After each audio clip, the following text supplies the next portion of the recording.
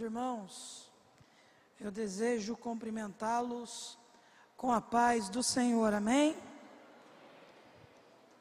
Eu peço que vocês abram as vossas Bíblias comigo no livro histórico do Novo Testamento, livro de Atos dos Apóstolos, capítulo de número 6. Livro de Atos dos Apóstolos, capítulo de número 6. Capítulo de número 7.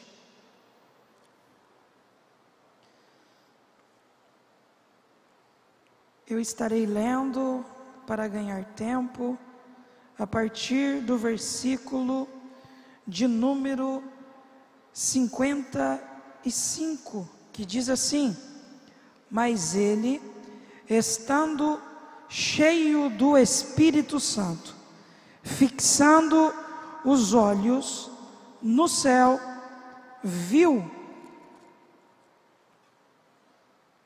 a glória de Deus e Jesus, que estava assentado à direita de Deus, e disse: Eis que vejo os céus abertos, e o Filho do Homem que está em pé, à mão direita de Deus.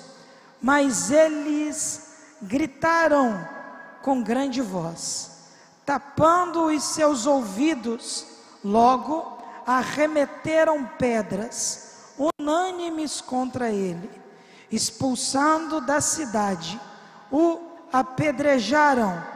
E as testemunhas depuseram os seus vestidos aos pés de um jovem chamado Saulo, e apedrejaram a Estevão, que em invocação dizia: Senhor Jesus, recebe o meu espírito.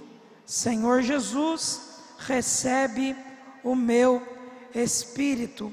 Eu quero agradecer a Deus pela oportunidade que Ele me concede de estar aqui nesse santo altar. Que Deus em Cristo abençoe a vida do pastor Raul Cavalcante, à frente desse ministério por 27 anos. Que Deus esteja abençoando também a vida do meu amigo pastor Ailton Biderman, que mais uma vez acredita no meu ministério e na minha vida. Que Deus abençoe a sua casa, a sua família. Estou feliz porque também tenho o privilégio de ter tantos homens de Deus, e eu sou aquele que está junto deles nessa ocasião. Estendo as minhas felicitações pelos 50 anos da UMADI nessa cidade, que é uma cidade conhecida pela chama missionária em toda a nação brasileira. Que Deus abençoe a cada um dos irmãos. Nós estamos diante de uma proposta maravilhosa, a proposta da identidade pentecostal, a identidade assembleana, a identidade pneumatológica da nossa fé, a identidade teológica evidenciada pela razão que nós cremos. A primeira razão que nós cremos que Jesus está vivo. Glória a Deus. Nós cremos que Jesus está vivo.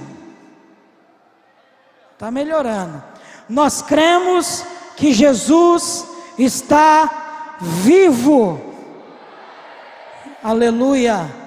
A segunda convicção do nosso credo, da nossa confissão, nós cremos que Jesus cura. Nós cremos que Ele é o batizador com o Espírito Santo. E nós cremos que Ele é o Rei que virá gloriosamente. São essas 4 convicções, são essas 4 certezas que marcam a nossa fé. A fé pentecostal é uma fé simples, é uma fé completamente descaracterizada de um modelo reformado, concatenado por argumentações completamente rebuscadas. A fé pentecostal ainda é evidenciada, ainda é experimentada a partir do poder suficiente das Escrituras.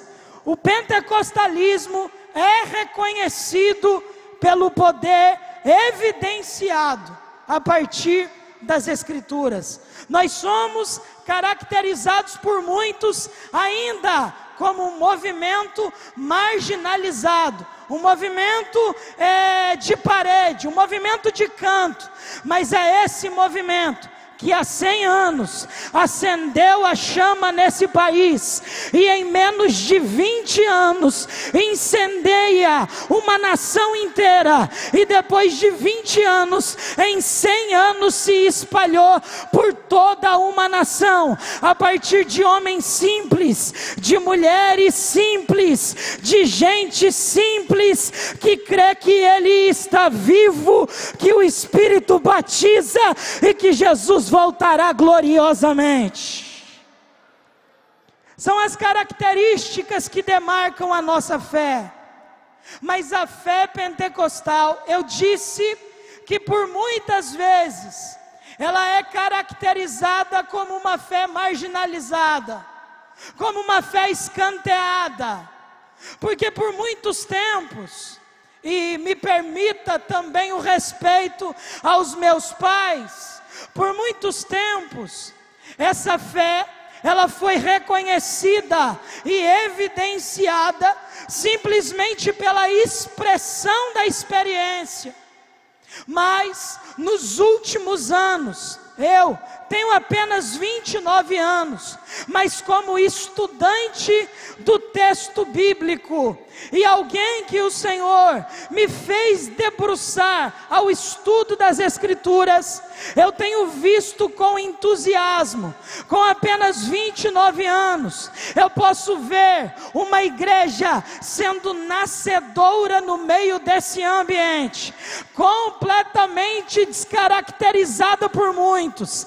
É claro que, como já disse o pastor Anderson, não confunda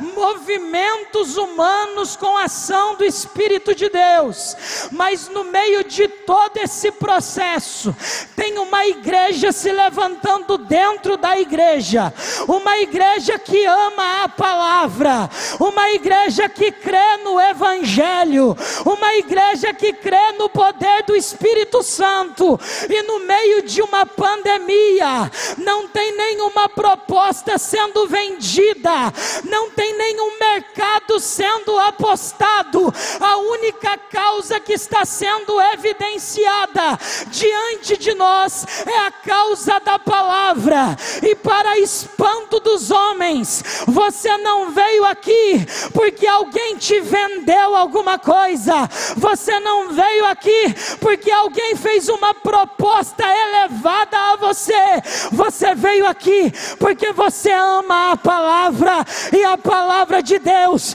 produz avivamento, a palavra de Deus produz alegria, porque não tem avivamento fora das Escrituras, não tem avivamento que não nos coloque de joelho, porque a proposta do Evangelho nunca foi elevar o homem, a proposta do Evangelho é quebrantar gente, render gente aos propósitos do Evangelho e da palavra, e pela palavra os sinais são manifestos, e pela palavra os resultados são inevitáveis, e pela palavra o evangelho é proclamado, e pela palavra você é alcançado, e pela palavra a sua vida é tocada, e pela palavra, unicamente pela palavra, Jesus é reconhecido, proclamado, levantado, exaltado, adorado dentro do seu coração. Bendito é o nome de Jesus. As marcas da fé pentecostal, elas são distintas. As marcas da fé pentecostal, elas são caracterizadas a partir de marcas que eram evidenciadas na igreja histórica, apostólica, primitiva, a igreja de Atos. Essa igreja era conhecida pela marca da oração. Essa igreja era conhecida pela marca da evangelização. Essa igreja era conhecida pela marca da missão. Essa igreja era conhecida pela realidade dos sinais. Essa igreja foi conhecida porque ela foi selada pela promessa do Espírito Santo. São marcas que evidenciam a pujança, o poder dessa igreja. Essa igreja não era conhecida por nenhum destaque externo, até porque ela cresceu no ambiente da perseguição. Essa igreja não era conhecida por vender coisas, até porque ela chamava pecadores ao arrependimento pela mensagem da graça. E essa igreja, ela é tão poderosa, que ela está aqui hoje, caracterizada, evidenciada em cada um de nós. Uma das marcas dessa igreja, uma igreja cristocêntrica. Qual é a finalidade cristocêntrica? Olha o sermão de Estevão. Estevão prega um dos maiores sermões da história. E o seu sermão teve de tudo. Teve exposição biográfica. Teve exposição a partir de expressões temáticas. Foi uma pregação expositiva, mas a sua conclusão foi totalmente cristocêntrica. A cristologia de Estevão é fundamentada num trono que não está desocupado, mas ocupado pelo Cristo vivo da igreja. As pedras lançadas a Estevão não foram capazes de intimidá-lo, mas diante do cenário das pedras, ele não viu as pedras, ele viu o trono e viu Jesus assentado vivo à direita de Deus Pai. É interessante e é fundamental que se diga isso, porque nós estamos vivendo dias. Eu começo no 120, daqui a pouco eu desço de novo, mas eu preciso da sua atenção. Essa igreja, ela tem destaques, e a maior centralidade dela está no trono de Jesus que está ocupado. Você precisa guardar isso no seu coração. Quando Estevão inicia o seu sermão, ele fala com maestria da importância da história. Mas Estevão deixa de forma muito clara uma grande evidência, o destaque histórico, a experiência, o sinal não está acima da centralidade de Jesus. Jesus está vivo. Quando ele vai concluir a sua mensagem, ele encaminha para unicamente glorificar Jesus. Aqui eu quero abrir algumas sentenças a partir do que Estevão pregou, fazendo uma correlação com o nosso tempo. Quando nós olhamos para o cenário da pregação nesse tempo, nós percebemos que a pregação tem sido severamente negligenciada na sua proposta centralizada, única e exclusivamente em Jesus. Entenda uma coisa: eu não tenho problema contra o louvor, eu não tenho problema contra as evidências que são declaradas manifestacionais. Agora, a minha preocupação é se nisso tudo Jesus é centralizado, se Jesus é glorificado. Olha o propósito. Olha o propósito e a proposta de Jesus.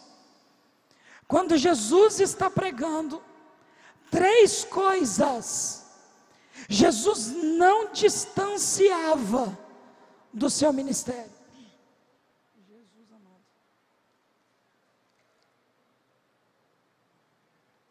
Jesus, ele curava, Jesus ensinava e Jesus pregava. Não há uma distância no ministério de Jesus, evidenciada somente pela sinalização da experiência, de forma nenhuma.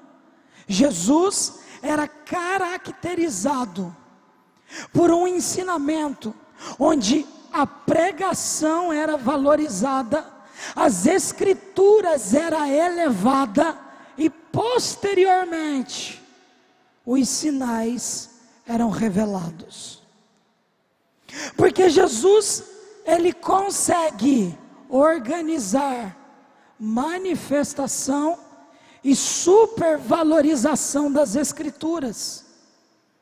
Porque não há manifestação, não há evidência de sinais a partir de uma razão onde as escrituras não seja pregada. As escrituras precisam ser anunciadas. Quando as escrituras são anunciadas de forma bíblica, cristocêntrica, Jesus é adorado, glorificado e o evangelho é exaltado e vidas são rendidas. O que nós percebemos na nossa geração é que se confunde barulhos com manifestação de Deus. O que nós percebemos nesse tempo é que se confunde evidências externas, ajuntamentos com sinais manifestacionais do Espírito de Deus. Mas hoje, diante dessa EBJ, Jesus está chamando você a se render aos propósitos da sua vontade. O que Jesus está esperando de uma geração avivada, uma geração bíblica, uma geração pentecostalizada, é uma geração que priorize a palavra. Que os nossos hinos glorifiquem a Jesus. Que os nossos movimentos sejam movimentos do Espírito de Deus. Que o homem seja destronado e que Jesus ocupe o trono da sua habitação. E que ao final dos cultos, você não esqueça a importância de se render a Jesus 10 minutos depois que acaba o culto. Mas que você seja desafiado, compungido pelo Espírito, a se render aos propósitos de Deus e dizer a Ele: eu estou disposto a cumprir os seus santos propósitos. Que essa EBJ não cause impulsionamento nas suas redes sociais, mas no seu joelho, e te leve a se render a Jesus. Que você seja conhecido pelas Escrituras e não pelo filtro mentiroso do teu Instagram. Porque aquele filtro lá, ele acaba. Mas o Espírito de Deus está dizendo dentro do teu coração: acende a chama do meu Espírito no teu coração. Manifeste as obras do Espírito Santo. Eu creio piamente numa geração marcada pelo Espírito Santo, marcada pelos dons. Eu creio, sou defensor. Mas o que eu não consigo crer é numa geração que não manifesta a evidência dos frutos do Espírito Santo. Dom não supera a realidade do caráter. É no seu dia a dia que Cristo é reconhecido. É depois de um momento como esse, é depois de uma reunião como essa, é depois que as luzes se apagam, que todo o exercício será manifestado no seu cotidiano. Que Jesus seja conhecido, entronizado nas suas atitudes. Meus irmãos, eu tenho as minhas limitações, mas eu não canso de falar de Jesus. Um dia a medicina dos homens disse dentro da minha casa aos meus pais: não vai andar e não vai falar mais. Eu não preciso contar testemunho para emocionar ninguém, mas por onde eu passo, eu falo daquele que coloca homens e mulheres de joelho. Eu falo de Jesus. A nossa geração não precisa ser conhecida pelo teu status. A nossa geração precisa conhecer a palavra que você carrega. Nossa geração, ela precisa ser inflamada pelos sinais do Espírito Santo a partir de você. Eu creio eu creio que verei o ascender do Espírito Santo no meio da nossa geração. Eu estou ao lado de homens que fizeram história, que acreditam na história, que pregam nessa história, e eu, como jovem, estou aqui para dizer para você: Deus quer levantar você, Deus quer inflamar a tua vida. A chama pentecostal começou com 2 homens que chegaram com apenas $50 no Brasil, no estado do Pará, mas pregando ousadamente através do poder do Espírito Santo. Olha o resultado que gerou. Já são 50 anos, ninguém apaga essa história. Ninguém apaga as evidências de uma igreja marcada e inflamada pelo poder do Espírito Santo. No meio de uma pandemia, no meio de uma sinalização de perigo, a igreja está manifestando a sua fé, dizendo: Ele cura, Ele virá, Ele está vivo, Ele é santo, Ele não se contamina, e Ele guarda a igreja, Ele preserva a igreja, Ele guarda a igreja. É claro que a gente percebe que nesse tempo teve muita gente que entrou em quarentena, mas teve muita gente que colocou Deus em quarentena. Teve gente que colocou Deus no isolamento, mas essa EBJ, Jesus está te chamando a reestruturar o teu relacionamento de forma saudável com aquele que é o Cristo vivo dessa igreja.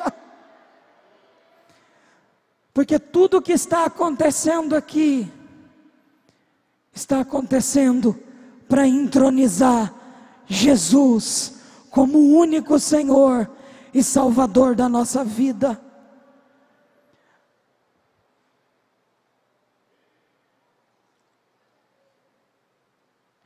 A maior contribuição que nós podemos oferecer ao mundo é a pregação de Jesus. Não existe outra pregação que gere resultados como a mensagem do Evangelho. O Evangelho é completamente antagônico, paradoxal. No Evangelho, quando você perde, é aí que você ganha. Quando você morre, é aí que você está vivo. Quando você não sabe para onde está indo, Ele é o centro do nosso caminho. Diante de todas essas verdades, eu quero dizer para você que a sua fé seja evidenciada cristocentricamente, e que a sua visão espiritual, que a sua espiritualidade também seja cristocêntrica. Que a sua espiritualidade resgate os valores da nossa fé. Fé piedosa, fé simples, uma fé que destroniza o homem e entroniza Jesus. Uma fé que não é marcada pela mercantilização, mas pela proposta saudável das Escrituras. Uma fé marcada pelas experiências, sim, mas que a palavra está acima de qualquer experiência humana.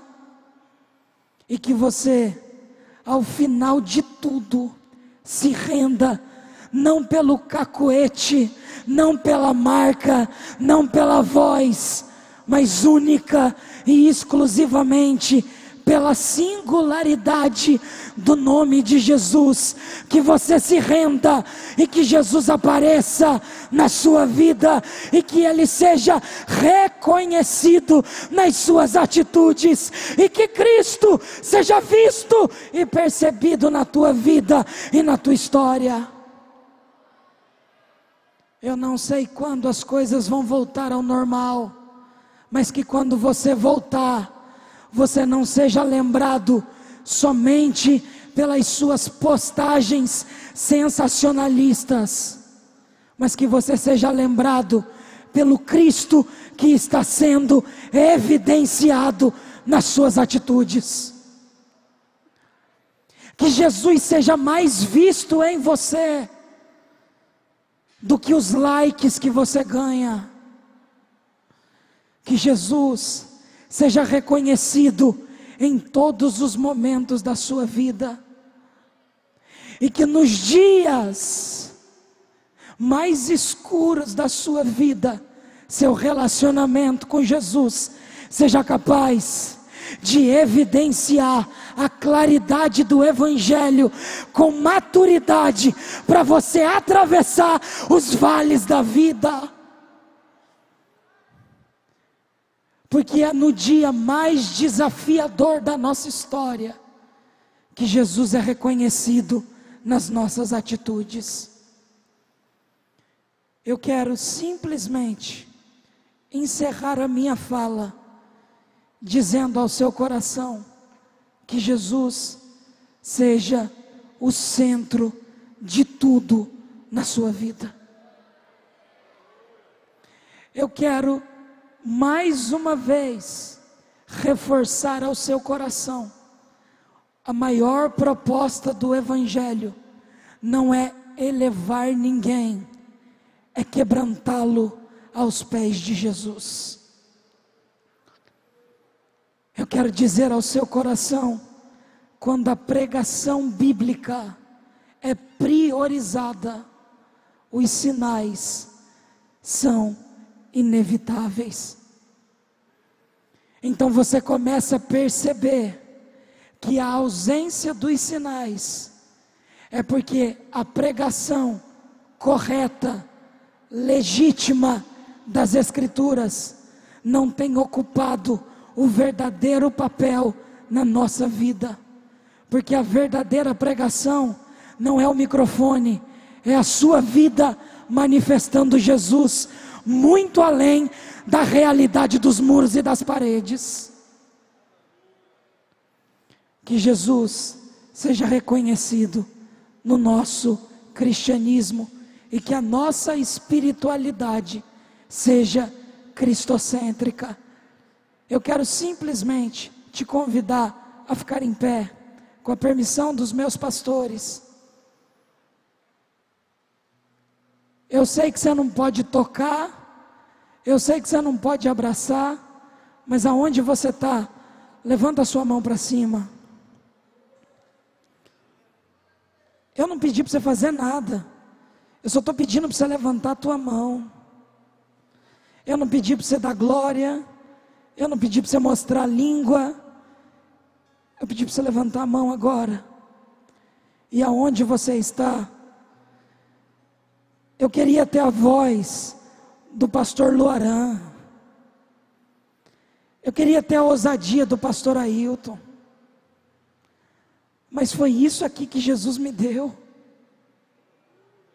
Eu estou plenamente satisfeito, porque quem aparece não é a pedra, é o trono, e Jesus está ocupando o trono do meu coração.